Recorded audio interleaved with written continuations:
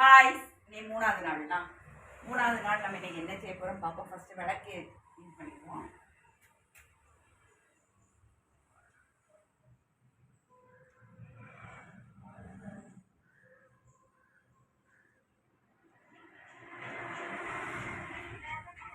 மூணாவது நாள் ஸ்பெஷல்னா சர்க்கரை பொங்கலும் இந்த சுண்டல் வைப்பாங்க. எப்போவுமே நம்ம சர்க்கரை பொங்கல் செய்யலாம். அந்த மெத்தடில் இன்னைக்கு வேற ஒரு ரெசிபி நெய்வேத்தியமாக வைக்க போகிறோம். அது என்னதுன்னு பார்க்கணுமா வாங்க. நம்ம இன்னைக்கு பூர்ண மாவு தான் ரெடி பண்ண போகிறோம். சரி, அது நான் இன்னைக்கு இட்லி மாவுலேயே ரெடி பண்ணிட போகிறேன். செடை இட்லின்னு சொல்லிக்கிட்டு நம்ம கன்சிவாக இருக்கக்கூடியவங்களுக்கு நம்ம கொடுப்போம். அது வேற, அது பருப்பு ஐட்டங்கள் எல்லாம் சேர்க்குறது. இது அப்படியே கிடையாது, ஃபுல்லாக நட்ஸு, பாதாம், பிஸ்தா, கருத்த முந்திரி எல்லாமே நான் ஆட் பண்ணியிருக்கேன். ரெண்டாவது பழம், புளிப்பு இல்லாத பழம் சேர்க்கணும். பாளையங்கோட்டை பழம் இந்த மாதிரி ஐட்டம் எல்லாமே. இது மட்டி தானே, மட்டி பழம். இந்த மட்டி பழம் நம்ம நாகர்கோவிலில் மட்டும்தான் இது கிடைக்கும். கன்னியாகுமரி டிஸ்ட்ரிக்ட்ல கன்னியாகுமரி டிஸ்ட்ரிக்ட்ல மட்டும்தான் இந்த பழத்தை நீங்க பார்க்க முடியும். வேற இடத்துல எல்லாம் பார்க்க சான்ஸ் குறவு தான். ஓகே, எங்க ஊருக்கே உரித்தான இந்த பழம். இதை வச்சுதான் இன்னைக்கு இது பேபி ஃபுட் ஆகும். 11 மணி போல 2 பழமும், ஒரு 5 மாசம் ஆன பிள்ளைங்களுக்குலாம் 11 மணி போல ஒரு பழமும் ஒரு கப்பு வெந்நி எங்க ஊர் சைடு கொடுப்பாங்க. பிள்ளைங்களுக்கு ஃபுல்ஃபில்லாகும், டயட் ப்ராப்ளமும் வராது. அதுக்காக வேண்டி இது நம்ம அதுக்கு செய்யலை. சர்க்கரை பொங்கலுக்கு ஈக்குவலாக ஒரு ரெசிபி, இனிப்பான ஒரு ரெசிபி தான் செய்து சாமிக்கு நைவேத்தியம் வைக்க போகிறோம். அதுக்காக வேண்டி இந்த நட்ஸ் எடுத்துட்டேன் நான். இனி இது எல்லாமே நெய்யில் வசக்கணும்.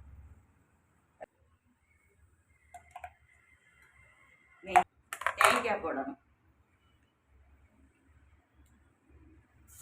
தேங்காயெல்லாம் பொடிசால எப்படி நம்ம திருவுவோமோ அந்த மாதிரி கொஞ்சம் பெரிய பல்லாவே இருக்கட்டும்னா.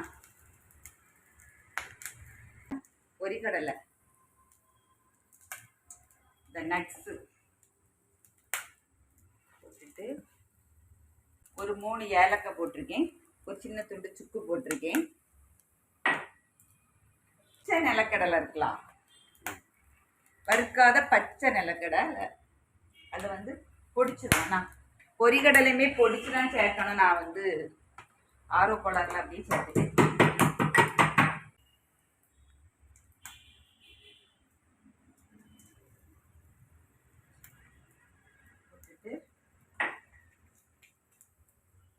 கருத்த எள்ளு, ஆனால் வெள்ளை எள்ளு தான் சேர்க்கணும். நான் இன்னைக்கு கருப்பு சேர்க்கிறேன்.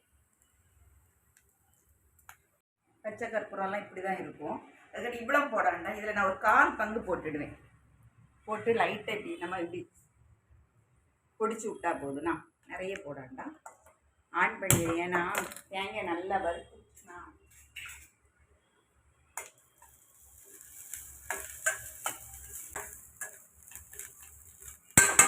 இது கூட அவல்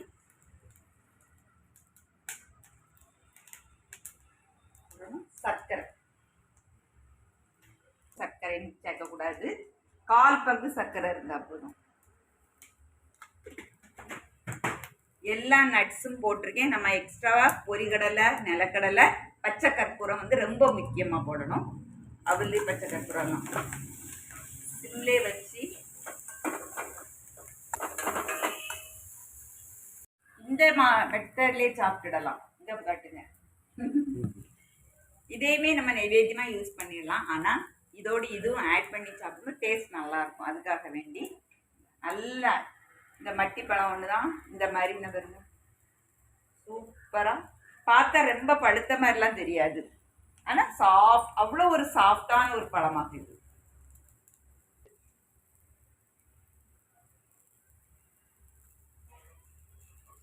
ஆஃப் பண்ணிடுவோம். நான் முடிஞ்சு போட்டாச்சா.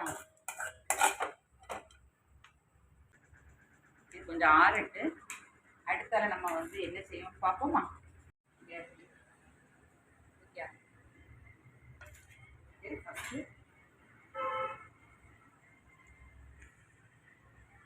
ரொம்ப மாவு ஊற்றக்கூடாது.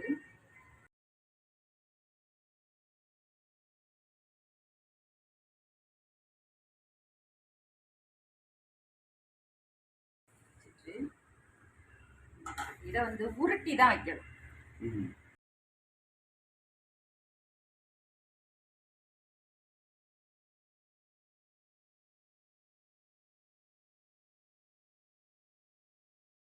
மேலே மாவெல்லாம் கோட்டிங் கிடையாதுண்ணா.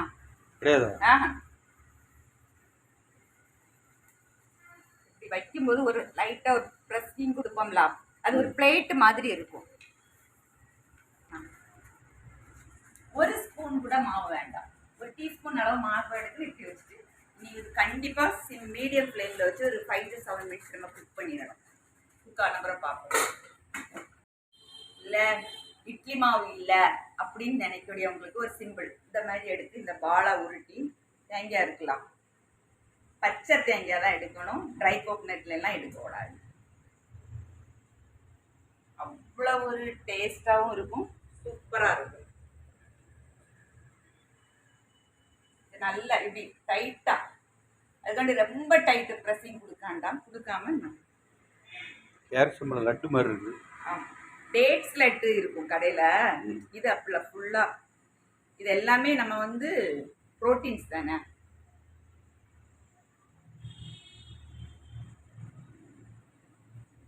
லைட்டாக ஸ்ப்ரெட் பண்ணிட்டு நம்ம வீட்டுக்கு யாராவது கெஸ்ட் வந்தாங்க கூட புதுசாக ஒரு ட்ரை பண்ண மாதிரி இருக்கும், ஆனால் பெஸ்ட்டாக இருக்கும், திகட்டாது.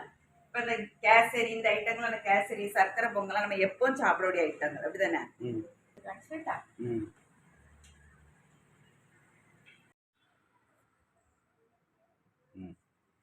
இருக்கு.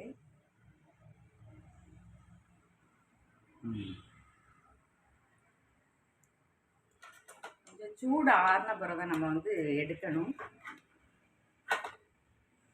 எப்படி எதுக்குன்னா பின்னாடி காணிக்க காரணம் நிறைய மாவு ஊற்றக்கூடாது, ப்ரோட்டீன் பால்ஸ் மாதிரி.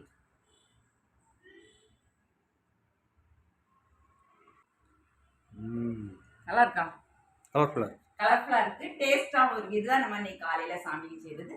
அதுக்கு அடுத்த இது கூடயே சாயங்காலம் நம்ம என்ன வைக்கிற வீடியோவும் வரும். சரியா?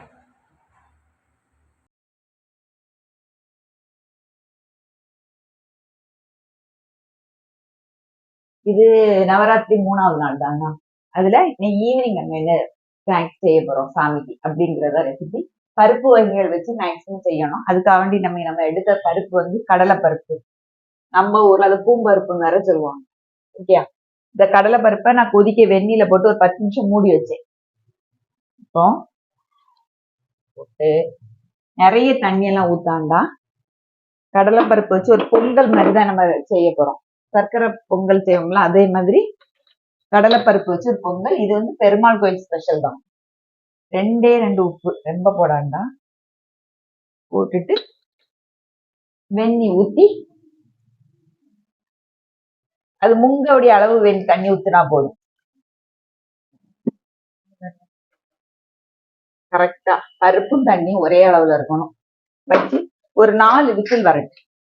சரியா? விசில் வந்த பிறகு நம்ம பார்ப்போம்னா, பருப்பு அதாவது நம்ம எடுக்கும் போது நமக்கு இப்படி இருக்கணும் சாஃப்டா. இனிமேல் என்ன செய்யணும்னா தேவையான அளவு சர்க்கரை சேர்த்துக்கிறாங்க.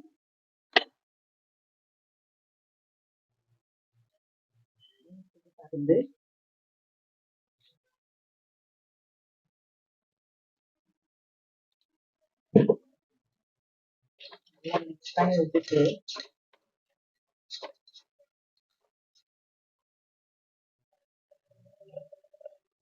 வேக விடணும். 10 நிமிஷம் இந்த இதை இப்படியே பருப்பு வச்சு நம்ம சாப்பிட முடியாது. பருப்பு இந்த பருப்புல ஒண்ணு உப்பு எல்லாமே இறங்குறது கொஞ்சம் டைம் ஆகும். அதனாலதான் ஒரு 3/4 பங்குக்கான உடனே திரும்பி சர்க்கரை ஆட் பண்ணி 1/4 பங்கு நம்ம குக் பண்ணணும். அப்பதான் அந்த நல்ல பைண்டிங்கா வரும், பார்க்கறது பொங்கல் மாதிரியே இருக்கும். சரியா? இது வெந்ததுக்கு அப்புறம் பார்க்கலாம். ஒண்ணு வேக வச்சு எடுக்கலாம். ஃபர்ஸ்ட் பருப்பு ஒரு 3/4 பங்கு வேக வச்சோம். அதுக்கப்புறம் அதுக்கு தேவையான அளவு சர்க்கரையை சேர்த்து அதை வேக வச்சு எடுத்துருக்கேன். நான் குக்கர்ல விசில் போட்டு எடுத்துட்டு, இனி அடுத்தால நான் நெய் எடுத்திருக்கேன். ஓகேயா? இந்த பருப்பு வந்து வறுத்த பருப்பு, முந்திரி பருப்பு தான். அதனால நம்ம வந்து நெய்ல இது வறுத்தாண்டா நம்ம லாஸ்ட் இதுல ஆட் பண்ணிடலாம். இப்ப வறுக்கக்கூடியது தேங்காய் மட்டும்தான். தேங்காய் நிறைய போடணும்.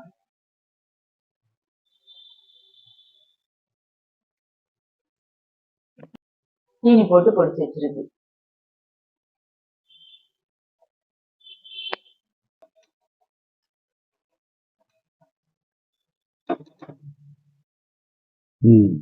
ஓகே, இப்படிதான் முழுசா தான் இருக்கணுமே தவிர, ஆனா பார்க்க சாஃப்டா இருக்கும்.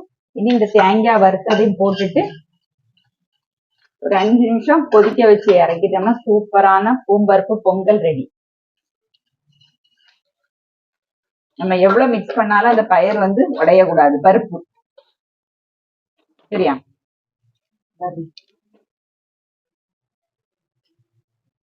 பருப்பு வேகலாம் இல்ல, வெந்துட்டு பாதி வெந்து பாதி வேகாம இப்படி கிடக்குதான். நம்ம என்ன செய்யணும்னா பூம்பருப்பு வச்சு பொங்கல் ரெடி பண்ணணும். லாஸ்ட் இது கூட சிந்த வச்சுட்டு வறுத்த இதனால நம்ம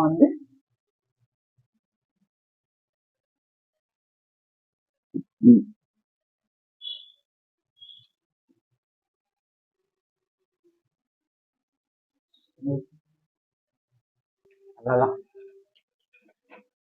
ஆனா புரட்டாசி மாசம் பெருமாள் ஒவ்வொரு ஊர்லயும் ஒவ்வொரு பெருமாள் கோயிலையும் ஒவ்வொரு நைவேத்தியம் வைப்பாங்க. 4 வாரம் சனிக்கிழமை உண்டுலாம்.